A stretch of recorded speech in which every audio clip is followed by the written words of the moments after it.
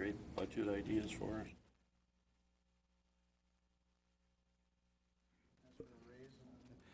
Okay, if everybody's ready, we'll go ahead and get the work session started. Tonight, we're here to look at how we can spend down some of our general fund reserves. I don't know if we want to do too much. It'll mess with our bond rating. Aaron? Okay, yeah, that's definitely something we can talk about.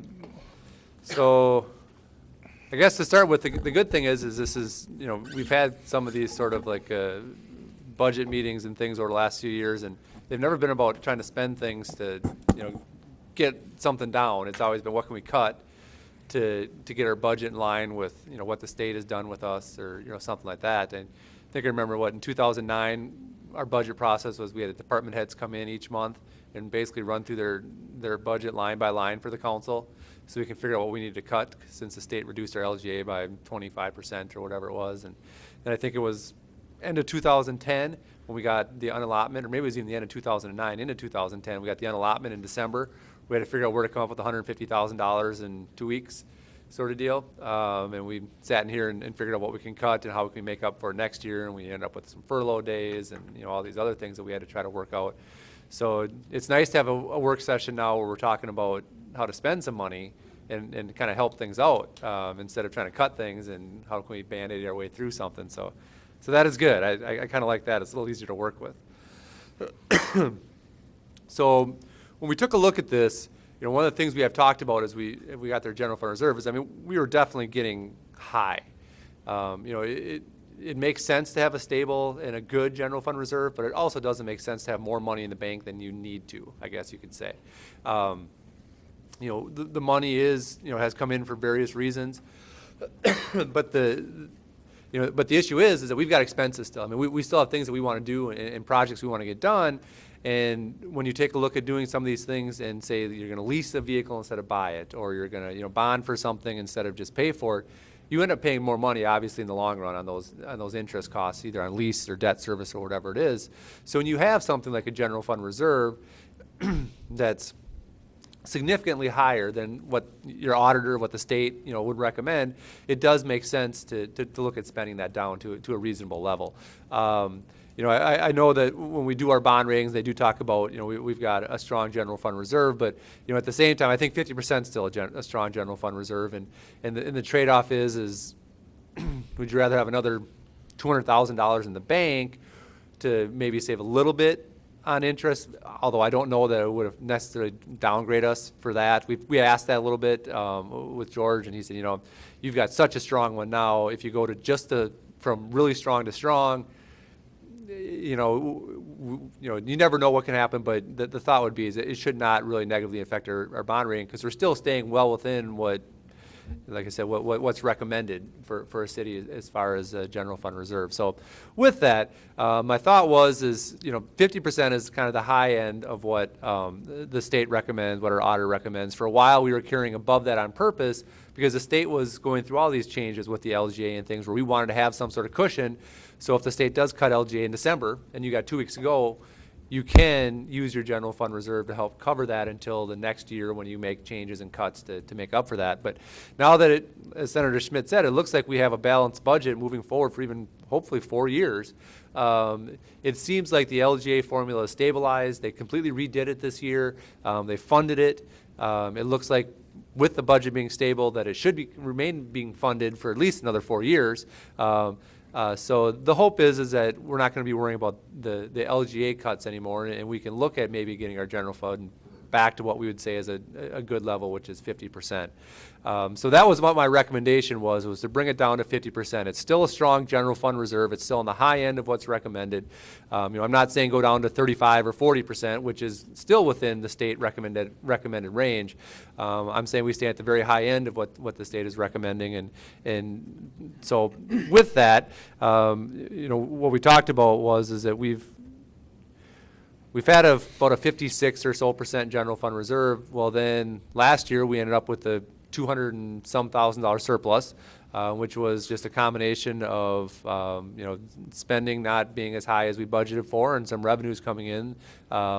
back taxes, assessments, mostly I think back taxes, but, things being paid that we weren't expecting. So we ended up with a $200,000 cushion in the end of last year's audit. And then we also received a $270,000 payment from MnDOT. And then we also received that, roughly $60,000 payment from MediaCom for their back tower lease. So you put those things together and it adds up to a pretty decent amount of money. So when we took a look at it, we had almost $800,000. Now, we also have to remember that we did already allocate some of that money in the past with some council decisions. The biggest one being is when the library bids came in, we were, $260,000 over what we had anticipated. So we had the bond basically already set and sold. We had everything ready to go, and then the prices came in $260,000 over. So at that time, the council said, well, let's allocate some of the general fund reserve, pay for that. We're still going to, ultimately the library project's going to cost, round up and say 1.6 million. We'll have a little over $1 million in donations. The city's still getting a new library for, about $600,000. It's not quite that high, but close, about $600,000. When we looked at that old building and we knew that we had at least $300,000 to $500,000 in repairs just to make sure that building would last us another 10 years. So we're still getting a good deal out of it. So it was a wise use of the general fund with that chunk of it.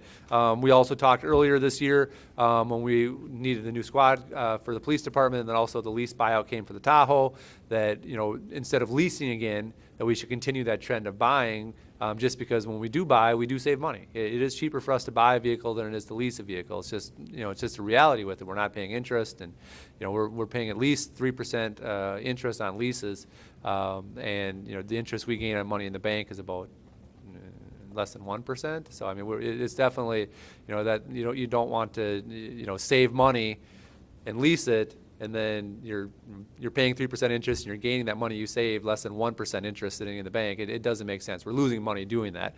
So we did allocate money to buy the police vehicles, the new squad, and then also the chief vehicle. And then last part was the Molinar Clinic, the access road. We had the project came in higher than expected. Obviously, we want to get that project done. We couldn't expect the clinic and Dr. Molinar to pay the whole cost of that overage, so the city did take on that roughly $20,000, which I also include in there. So anyways, you take those things, those are about $340,000. So after that, it leaves you about $450,000 still to spend down, which is great. So this is where we come into things that we haven't already allocated yet. What we did was we took that financial management plan, which basically includes the capital improvement plan for each department, got that out to department heads, had them review it again, say, okay, where are you at with things? What are your priority items? Is this right? They all came back with, shifted some things around. No, we don't need this vehicle this year, but we do need this now, moved up, prices changed, whatever. So we updated that plan, going through that way. Then taking a look at that plan, it was then looking at, okay, everybody's capital fund's a little different. Fire, public works have a pretty decent balance in the capital fund. Police, admin, not so much. But that's based on the fact that, public works and fire have the most expensive equipment we're going to buy. So obviously their fund should be higher. Admin doesn't have as much. Police have vehicles, but their vehicles 20-some thousand, not the 100-and-some thousand that you see in police and public works and fire. So taking a look at our capital funds, it was then taking a look at, okay, what vehicles over the next couple of years or purchases over the next couple of years were we going to have to finance? Or what were we were planning on leasing, or even a project that we were planning on maybe even having to roll into some other bond or something like that. Which ones could we instead pay for with this, which would do two things. One, it saves us money because we're not paying interest. And then two, it frees up money that we were already setting aside in there towards that we can use for other projects a couple years down the road. So let's say we had a vehicle that we wanted to purchase in Public Works in 2013 that we were going to lease. We were going to pay a portion, lease a portion, however we were going to do it. But instead we pay for it now with this. We had another vehicle in 2015 that we were planning on having to lease. Well, now we'll have 2 years of putting money in there that we don't have to spend towards the 13 vehicle that we can put towards the 15 vehicle, save us more money down the road. So it's kind of gonna open things up in those capital plans too by allowing more money to accrue that we would have used towards these purchases. So with that, the list I have, I think the top of it, of course, is Justin again in the library, but Way to go, Justin. we knew that at the end of the day, we bonded basically $1.3 million. We knew at the end of the day that we were going to have to pay $300,000 at some point on that bond. And it was either we were going to have to start levying in about 5 years. We had, basically, I think it's a 10-year debt service that we have on it. That after 5 years, we would get all the donations in. So the $1 million would be gone. That would be paid, but then we'd have this $300,000 that we'd have to pay for. Well, carrying this bond for the whole period of time, and then paying annual taxes on it makes no sense, because we're going to pay interest on it until the end. Then this way, at the end of 5 years, by allocating this money to it, at the end of 5 years, when we get the last of the donations in, we can close that bond out. We're going to save a ton of money on the interest that we would have paid over the rest of the life of the bond, while we slowly paid off our $300,000 share. So it just makes sense. The reason we took the bond out for the most part was we wanted to make sure, one, that if for some reason donations didn't come in, we had obviously cash on hand, we could pay for it. But that's not been an issue, not worried about. But two, it was the fact that we had a $300,000 commitment that we weren't quite sure how we were going to pay for yet. So this way, we know now that we have the money on hand at the 5-year mark. When we get all the money in the bank, we're just going to pay it off, close it out. We'll save a bunch of interest that we would have been paying, on this. So it seems to make sense to do that one. So that was why it was on top of the list, is that was our biggest money-saving item as far as debt and interest payments. After that, we've had the issue at City Hall for a while where we have kind of an outdated HVAC system. If you look at the things in the wall, it may say a little temperature on the outside of the little plug. Not all of them do. It's decorative, basically. If you open it up, there's a penciled in H on one side and a C on the other. So it's a crapshoot. You turn it to cold, and generally what happens, depending on how the system switched over, it will either open up outside vents in your office and it'll suck in outside air. Or if you turn on hot, it shuts that outside vent on, turns your heater on. If the air conditioning's on, you turn it to cold and it shuts off the outside air. It's very inefficient. We've had the energy audit done. There's a couple state programs that we're going to try to use so we can actually get some money from the state on it. What I put in here was a total cost without any state help or anything like that. We're going to get some state help, so it won't be the full $60,000. We don't think. We should be able to get some energy efficiency grants and stuff to help with it. So that number will fluctuate a little bit. And I should mention that for most of these numbers, they will fluctuate a little bit. The only one we know for sure is a library one. Otherwise, most of them are going to be, depending on how bids come in, depending on how, what prices are at when we buy them. But I aimed high on all of them, just to be safe with it. But anyways, with the HVAC one, not only will we get some, I would assume, energy assistance on it, but we will, when we looked at it initially about a year or so ago, we thought the payback on what we would invest to do this would be a little over 10 years in energy efficiency savings on what we're paying right now in our utility bill costs. So depending on, when they take a look at it now and redo things, it may even be less than that. But at the least, we'll get that money back in 10 years just in the fact that we won't be paying so much in utility bills by upgrading the system. So again, one that made sense, because not only we're using the money up front, but we're going to get it paid back.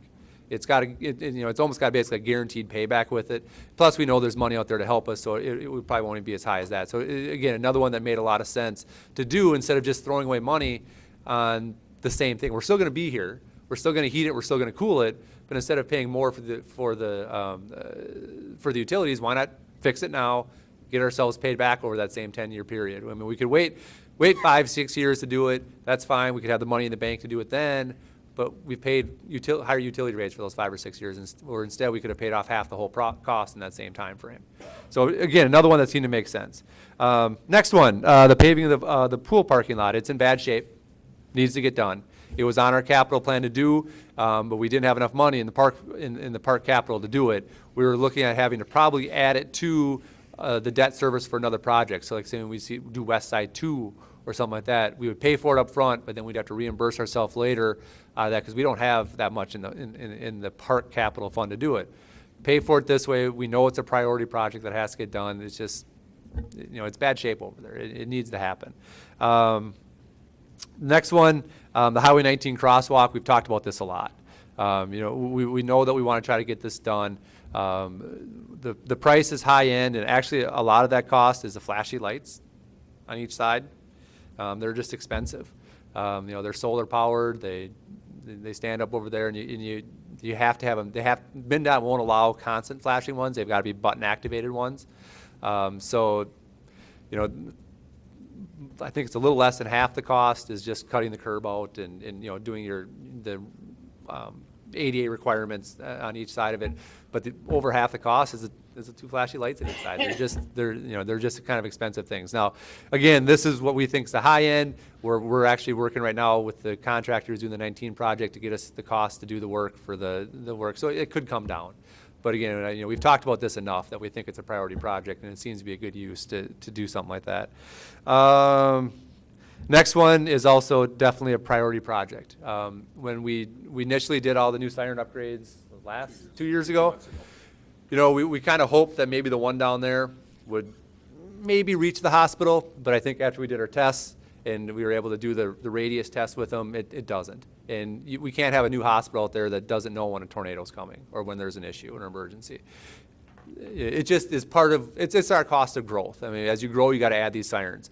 We had it in the capital plan to do in a couple of years, but it took a big chunk of police capital. We kind of spread it out among police, fire, and ambulance, but it took a big chunk of everybody's to do it. It just made sense. Let's get it in. Let's do it now. We know the hospital's opening up. You know, it's easy to say, well, wait a couple of years and we'll get it. Tornado happens.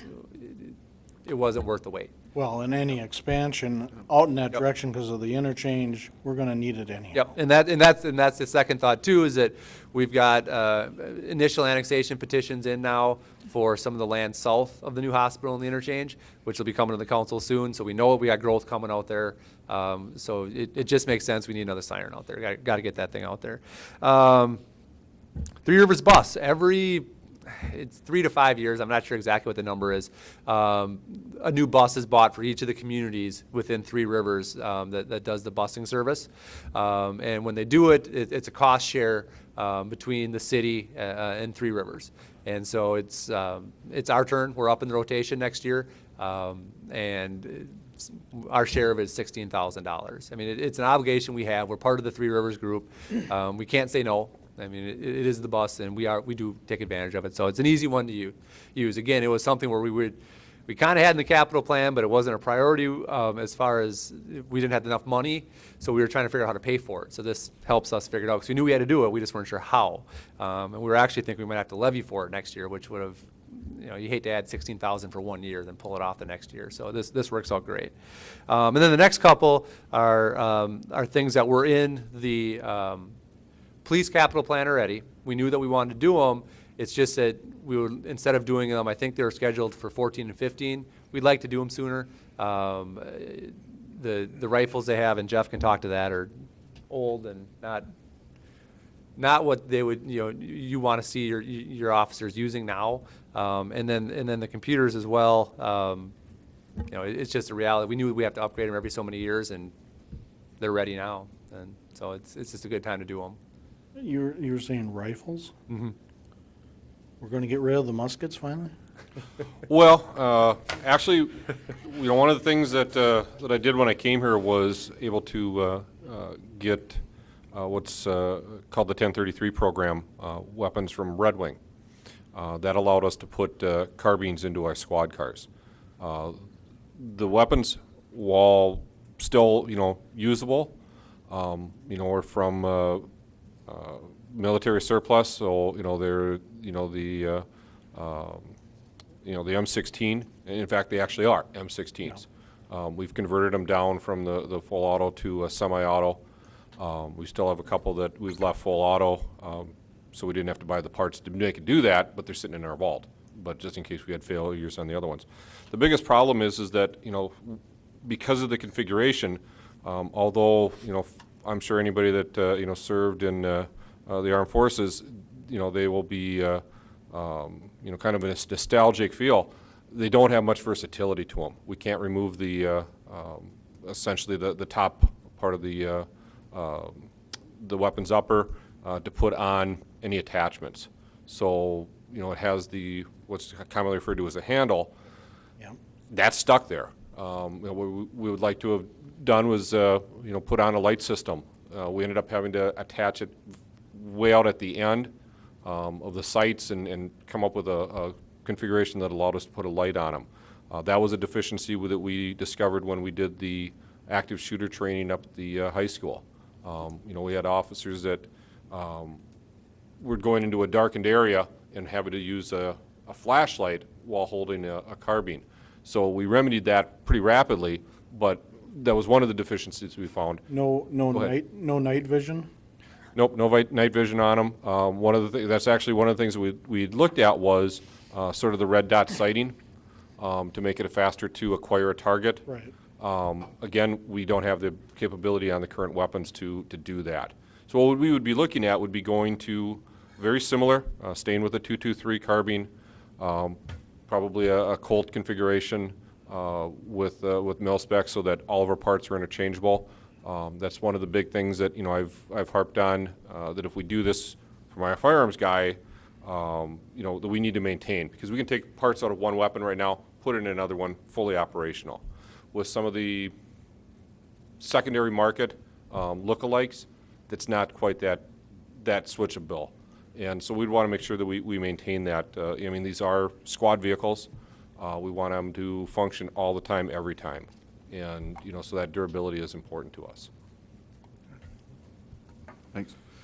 So, that's kind of the list. I kind of explained how we came up with it, and I think, these are the items that give us kind of the most bang for our buck as far as using our reserves. We're going to save money on interest. We're going to save money on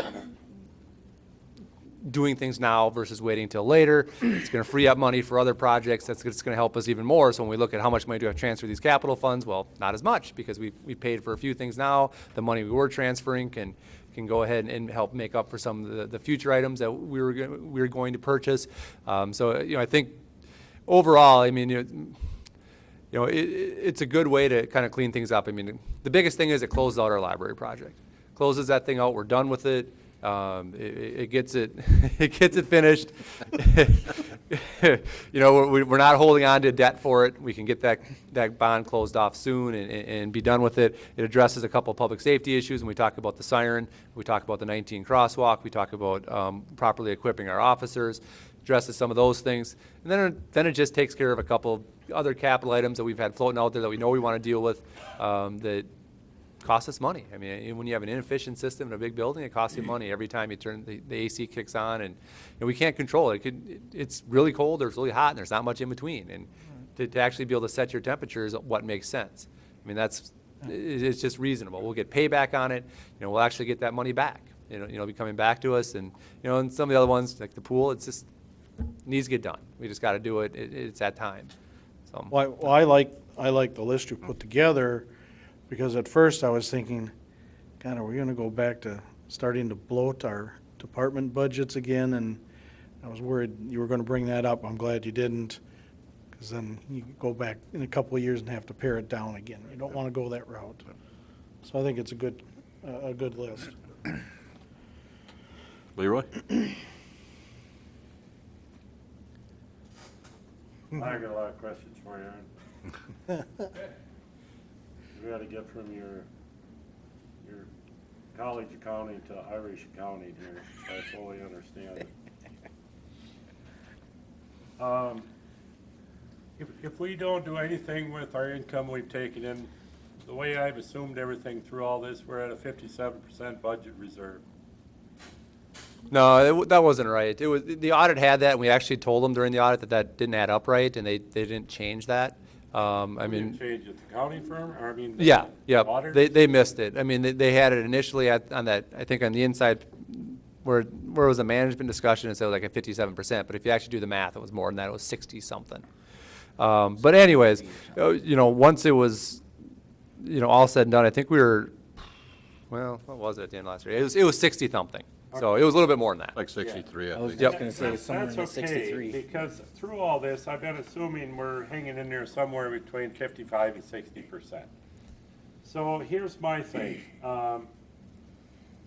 We took in roughly 270,000 or 60,000 off that piece of land the state took out there. We took in roughly another 65,000 off the MediaCom situation when we got that straightened out. Mm-hmm. We also, next year, are supposed to supposedly get another 140,000 in LGA funds Yep, that we haven't been getting. yep. The other thing, so to me, those three numbers are on top of our 57%, right? Right, but we don't use the LGA number because that's for operations. Right. That's in our regular budget. But I'm saying that money is coming in. Yeah. And it should be coming in. Yep. So I look at it as we probably got about 470,000 there, over and above our 57%. Okay, So if you take the 57% and you drop that down to 45, roughly how many thousand does that make?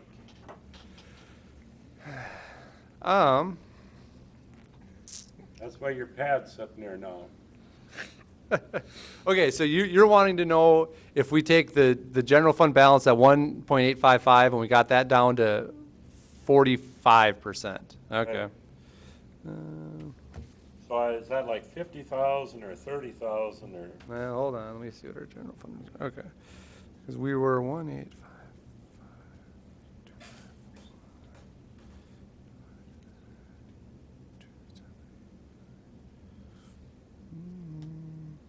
We were at 66%, 66.5% is where we were at. So if we want to get that down to 45%, let's see, 2789438 times 0.45. Oh, yeah. So then, while you're figuring that up, I'll bring up the other things that I want to bring up is, we gotta remember next year now too, which is a blessing for Cannon Falls. And thank God we got people that like to invest in our town. Because we got the cement plant that also expanded out here is gonna bring up our tax base. We also got Molnar's that's bringing up our tax base.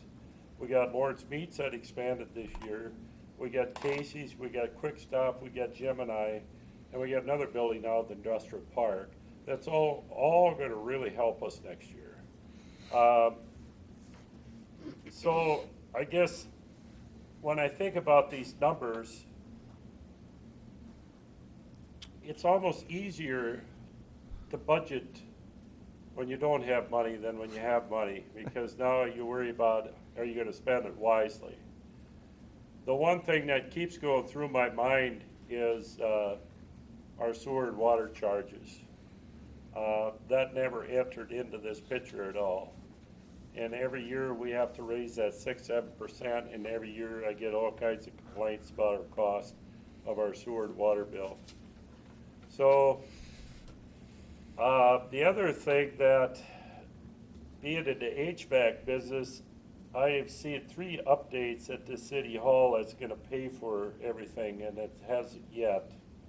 I can remember 5 years ago when they remodeled, I told them, make sure you don't put a 5-ton unit back in, put a 30-ton, or a 50-ton, and they stuck a 50-ton back in. So I really have concerns about how much money that's gonna save us. I do know that this system is terrible down here. But we've also spent quite a bit of money in the last 3 to 4 years trying to update, make things better, and it's still not better. It's getting there, though. So how about, what was that number you come up with? If we wanted to come down to 45%, if you want to have a general fund reserve of 45%, it would have to be about $855,000, what we'd have to have in the general fund reserve to get right in that area of 45%. If we just pulled out the money today to drop it to 45, what would that amount be? And stuck it in a separate fund? Why would you wanna drop it below 50? Well, I can remember when I first came on the council, and our reserves were always 32%. I can remember we had bonds and stuff then, and we seemed to do okay on them. And I can remember everybody always telling me that 32% is no good, so I just, okay, we should get it up. But I just don't think we need a reserve over 45%. I just don't. I think it's, I think we should deal with issues as they come up and then deal with them the way we are. I just don't, think we should have that high reserve and then charge people another 6-7% on their sewer and water. We're not raising their taxes, but we're charging them more for sewer and water. I like the 50% reserve. I like having that cushion, so that as we move forward, because we don't know what's going to happen. With the economy slowly starting to change, things are going to change. It's going to start costing more to do business here pretty quick. Very soon. I mean, very quick. I mean, you look at the price of gas, so it's going to cost these guys more. It's going to cost these guys more. I mean, things are going to change. Interest rates are fixing to change. They're fixing to start popping back up here in the next probably a year. And if we don't have that reserve and we have to start doing other things, you know, that 45% all of a sudden comes 30% again, and we're back in the same boat we were, 5-6 years ago. Right. We don't need to be there. I mean, we need that cushion. At the same token, we've got the levy down to a certain point at this point by the fine work that these department heads did. So we've got a new base rate. If we had to go up 1% or 0.5% or whatever on the levy, or if we kept it the same, with what, because Aaron and I have talked, based on some of the things that are going on, that 50% still gives us that cushion that we're looking at. I understand everybody's complaining about the water and sewer. Well, the water and sewer issue is something that's going to be there no matter what we do. I mean, that thing's not going to be paid for another 8 years. We've got to build up that fund, because a lot of that money going into that is the fund that had to be established for the sewer. And so, I mean, that's where some more of those costs come from. And to get that paid for and to get that debt paid off, it's going to happen until we get to a certain point, and then they're going to drop. No. We'll still have a sewer. I mean, a good sewer place. I mean, and if you look at other towns, and I heard people talking this past weekend at the golf course, say, well, we pay all this money in water and sewer. But you know what? They live in Hastings and they've got 40,000 people paying for it. We've got 4,000 people paying for it. Right. I mean, that makes a big difference. And, until people start looking at the big picture instead of that little picture, they're going to keep complaining no matter what you do. Well, yeah, there is some truth to that. We were up north up there, and I gave Aaron an article on their water and sewer problems up there. And the biggest thing they have up there is they actually qualify for more stuff than we do because they have a lower income base up there. So some of our fees are actually because we have too much money. It's kind of erratic. You pay your bills and take care of things, Yep. and then Well, and that's what's also, when you look at the bond rating, the second thing on the bond rating is the high personal income in Cannon Falls. I mean, that plays into it. When the bond rating agencies look at, the criteria, one of the criteria is what is the income levels in the community. When you have a stronger income level, it shows that you have a stronger ability to repay these bonds because you have higher values, people with the ability to pay. So that's the flip side, is that we're not eligible for the grants and the loans and stuff, and that's very true. But when you look at the cities that are, you would rather not be eligible. Linnell, was it back in '07 and '08, our fund reserves were very low, if I recall correctly. For some reason, 35% stuck out at me, but 32 when I first came out here. yeah. Right, and I remember all the trouble we were having trying to make ends meet because we had that, and at that time, the council had finally made that decision, okay, we're getting it up here, so we don't have to do that kind of stuff. Yeah. Well, Leader, if you wanted to get it down to 45%, just using what we have now, I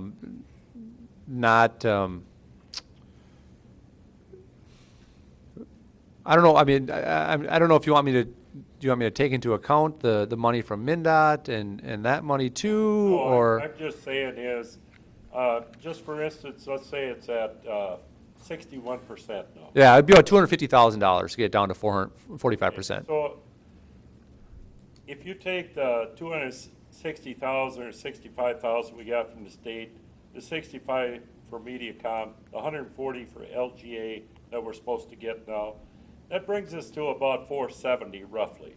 And now you're saying if we took it down to 45%, that'd be probably 250,000. Yep. Leroy, we So- can't count that LGA in this figure. because LGA is built into the budget for next year. That has nothing to do with this year's budget. We're looking at reserve fund, things that we can pay for now out of the reserves. That money is, you gotta take that 140,000 out of that picture, because that's an unknown variable at this point, that, yeah, we should get it, but we're not guaranteed that it hasn't walked in the door yet. Well, and the difference with LGA too is that we use that as our operational, for operational money. You know, that, I mean, we use that every year as a way to pay for that year's services. The only thing I'm getting at Yep. is if you total add up, if you went to a 45% budget and you took just these numbers Yep, that we've got to work with, yep. that comes about to 721,000. And the grand total on this page is 798,000. So I guess my question is, how do we keep a 50% budget when this Irish math comes up about 50,000 short? It's Irish math. I'm not sure, you know, I don't know, I'm trying to figure out what numbers you're exactly And using, I know but I'm throwing all this You're- at you're you, using but 207 out sitting in your office, it'd be a lot easier. you're using the 270,000, you're using, say, the He's 65,000. using the 66 and then he's trying to use the And then 140. we'll say like 260,000, you said you wanted to get us down to 45%, so that's about 600,000. That number right there is about 600,000. Okay, Um, but I added the LGA in there But if too, you, but if and I realized we you should. take do that. LGA out, you're at about 600,000, but then you're also at 45%. So, you know, I'm saying 50%, Right, so, that'd be more like 200,000. well, yeah, I don't,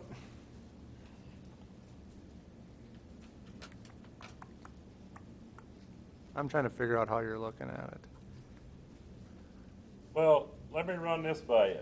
So just keep this in mind. If you got 265,000 we got from the state of Minnesota, and we got 65,000 from MediaCom, and you told me a 45% budget reserve would give us about 250. So if you added them three numbers, that would be You the got me. amount we have, to me, that we got to spare. Now, next year, we're gonna also have this extra tax base coming in, so that's gonna be good for us. I realize that, but I'm not adding that in. I'm just adding in what I know is gonna happen now. And we're not adding in the $140,000 increase from the state of Minnesota then, if you wanna just add them other three. And your total here was 798,000, so roughly 800,000. And to me, it don't come out right for some reason. Okay. I'm gonna work it the way I did it and see if that helps. So basically, at the end of last year, according to our audit, we had that $1,855,251 in our fund balance. So that was our general fund balance. Now you add in the $270,000 from the state of Minnesota, and then you add the 66,596 from MediaCom. And that's where you get to the 2.19847. That's kind of how much money we've got in our general fund reserve right now. 78.5%. Yep, because our 2013 general fund budget is 2,789,438. So if you take that 2,191,847 and you divide it into our general fund budget this year, which is 2,789,438, that's where you get that 78.5%.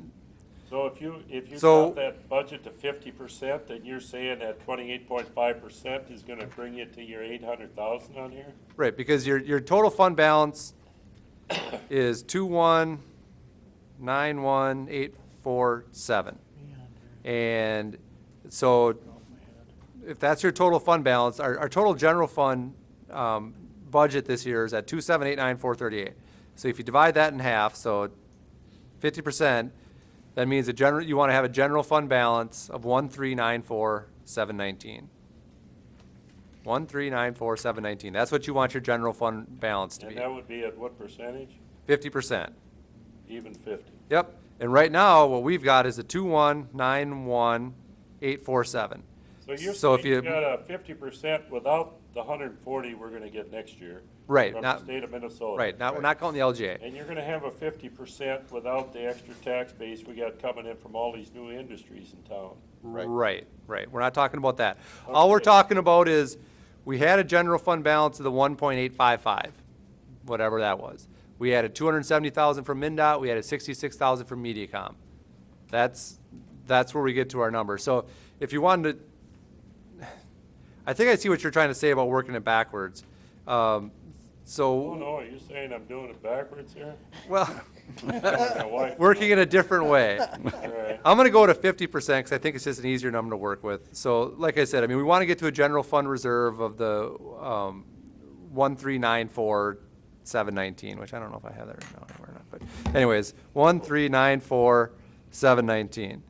So, what I'm saying is we've got right now 1,855,251.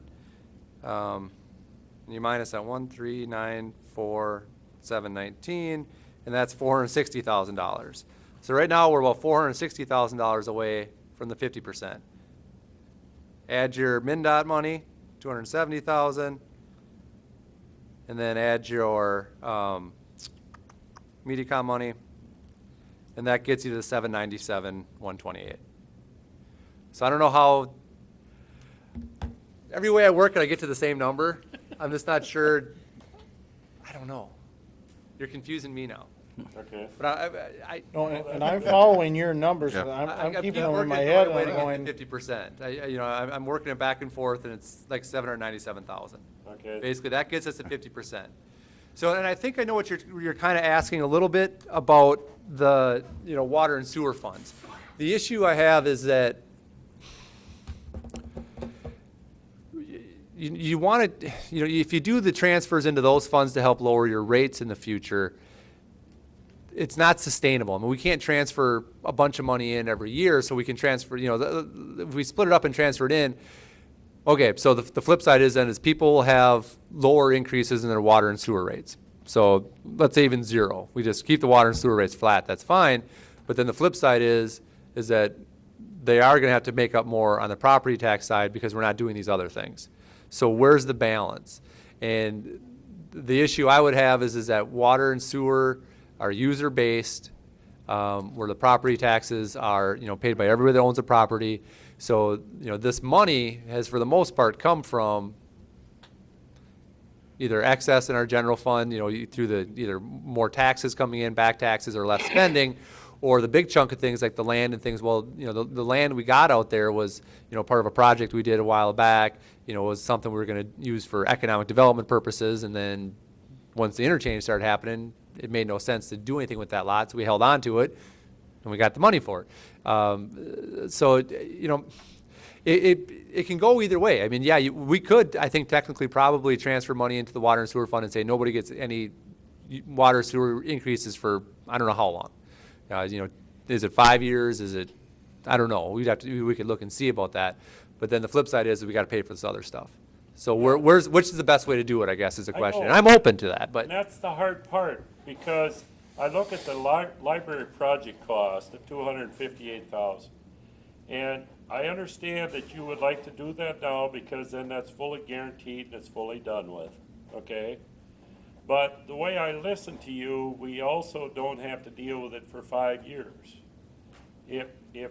Otherwise, if it just stays the way it is in 5 years, we either gotta have the 258 or we gotta bond for it, one or the other, right? We already bonded for it. We have to levy for it. Anymore. why, Pay it off. why put If I got money in the checkbook, I'm gonna pay it off. why Done with it. put a future council in a position of all of a sudden having to, We've already bonded for it. We'd have to levy for it, though. We'd have to pay for it. It's there. The debt is there. We just have to pay it off then. Right.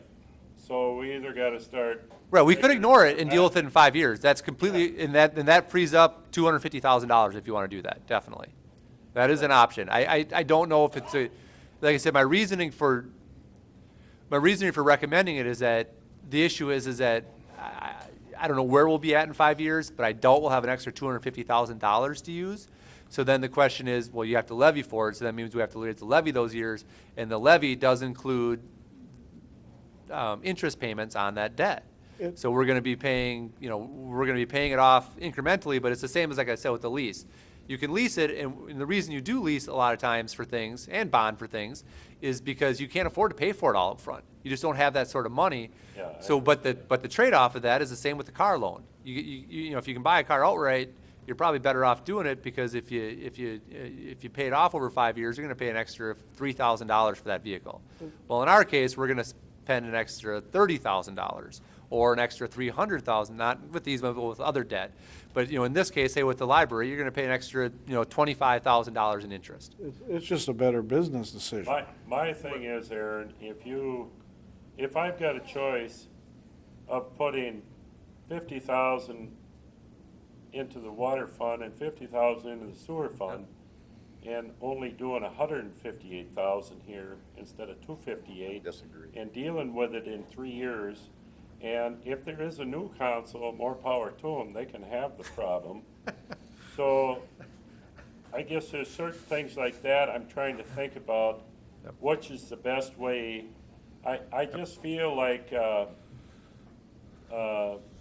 it's almost nerve-wracking to me that you inherited a bunch of money and now everybody's gonna have a big party. And I don't know where that balance should be. Right. And that's what I feel like looking at all this. And I understand everything that's on here, the importance of it, but I also keep thinking if this didn't happen, we wouldn't have this money. Okay, Leroy, if we don't do this, then what we have to do is to pay for all this stuff over the next, 3, 4, 5 years, we got to raise the levy.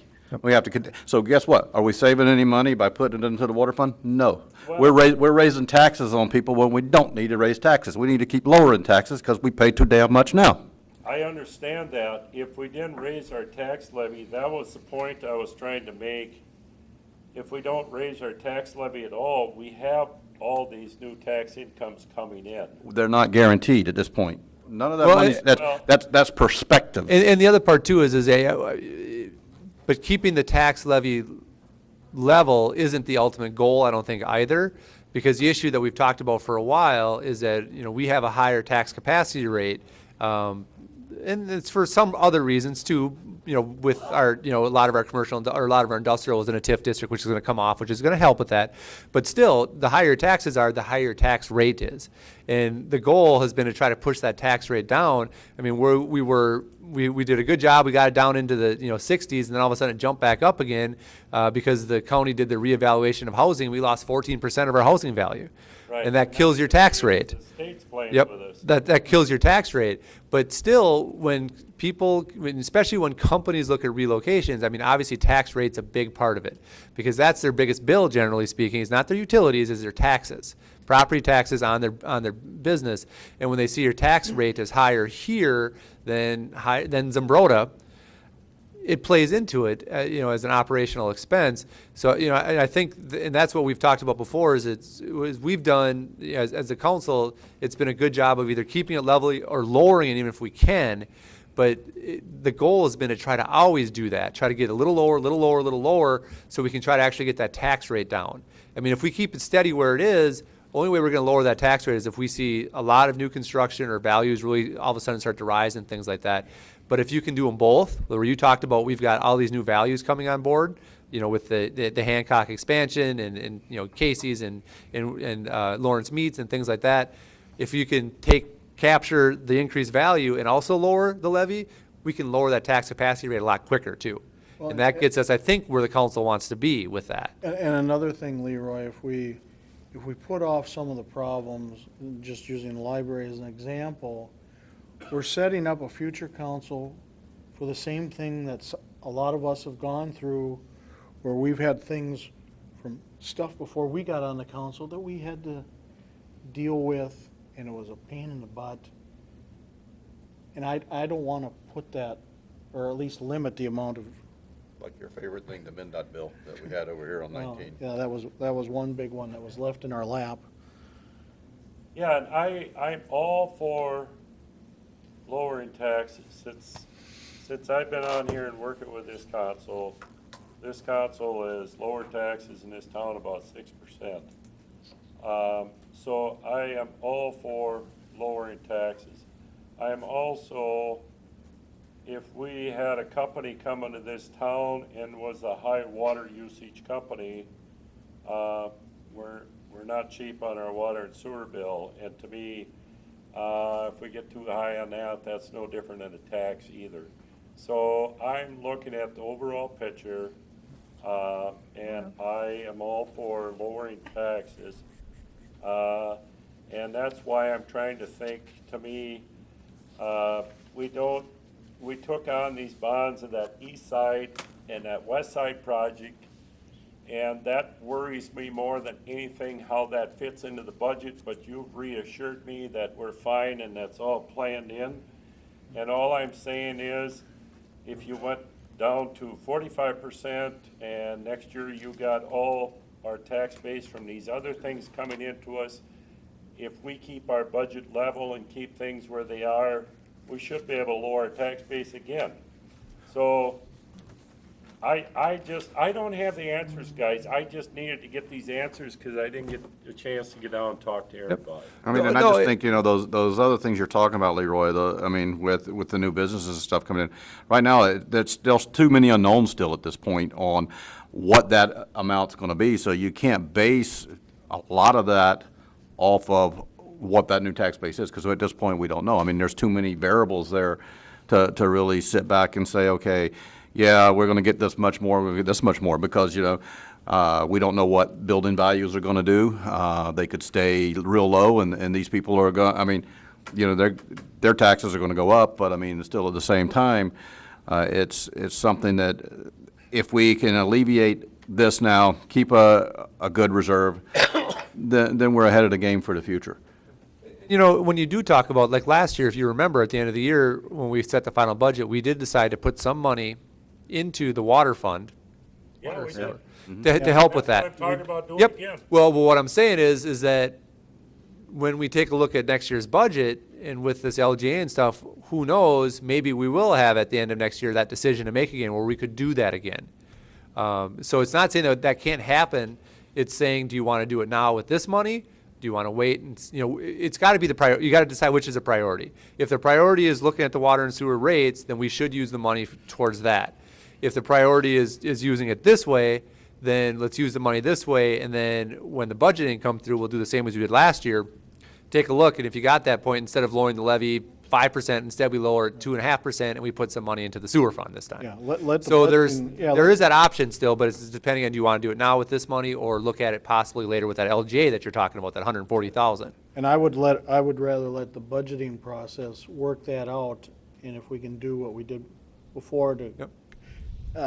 Reduce the increase, as it were, go that route. But these projects Aaron has presented for us, this gets a lot off our table that needs to be done. And the other thing with having a larger general fund reserve, if you've got a large business that decides they're looking at Cannon Falls and they wanted to come here, but they needed a little bit of help, if you've got that money in reserve, then you can help draw that business.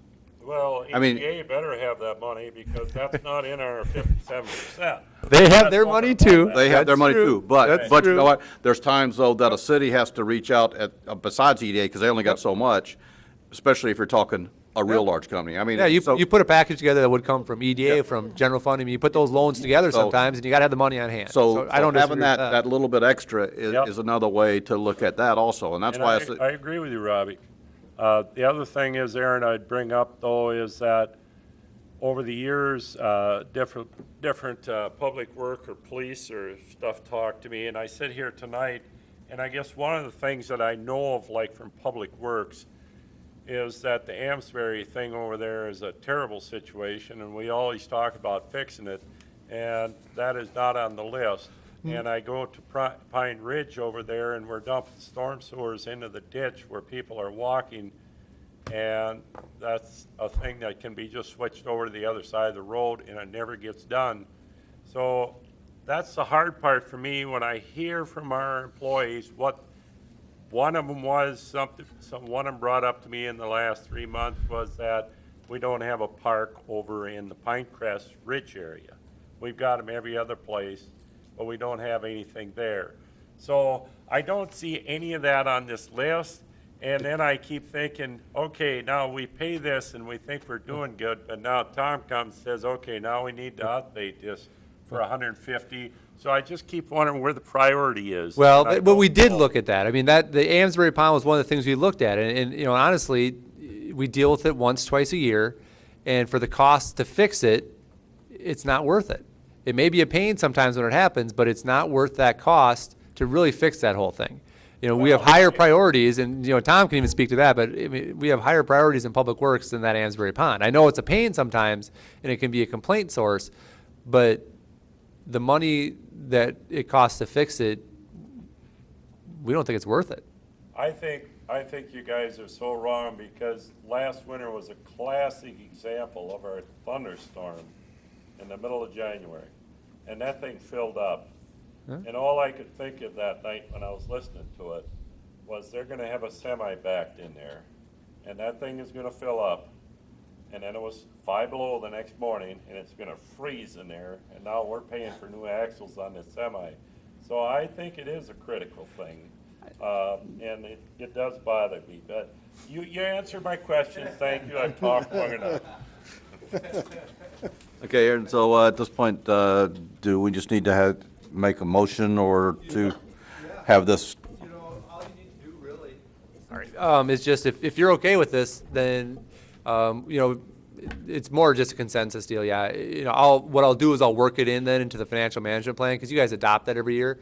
So you'll adopt this when you adopt the budget and when you adopt the financial management plan. So I'll just work it into those as is. Right, because we don't take formal votes here, it's Right, just right. a general. Sure that we, Recommendation, yeah, just make sure everybody's on board with it, yeah. I think everybody pretty much is. And again, Everybody looked, things can always change, you know, and so we'll see. You know, and things could always change tomorrow, because, I mean, you could have a tornado come through town yet this summer and make a mess of things, Yep. and. Things can so always change, and like we I don't said, want it, but. and hopefully the number will be lower than what's on this list. You know, hopefully things will come in a lot cheaper, and we'll have extra money even there that we can look at some of the other stuff, but. Yeah. The only thing I wanted to add, as we talk about this list, and I certainly appreciate the council's support for the items that I have on here. The warning siren at the hospital, I am working with Dakota County. If you're unaware, they're looking at putting a warning siren for the Billsby campground area and possibly covering some of the golf course. I've got a voicemail from the gentleman in Dakota County that's working on that. They want to get together so that we can try to ensure that we just continue to move our siren radius out in a coordinated manner to best cover our community as well as the areas that they have concern on. So, you know, we're going to continue to cooperate with the other government entities to try to enhance the warning for our citizens. I just wanted to make you guys aware of that. If nobody's got anything else, we will close the session. I'll drink to that.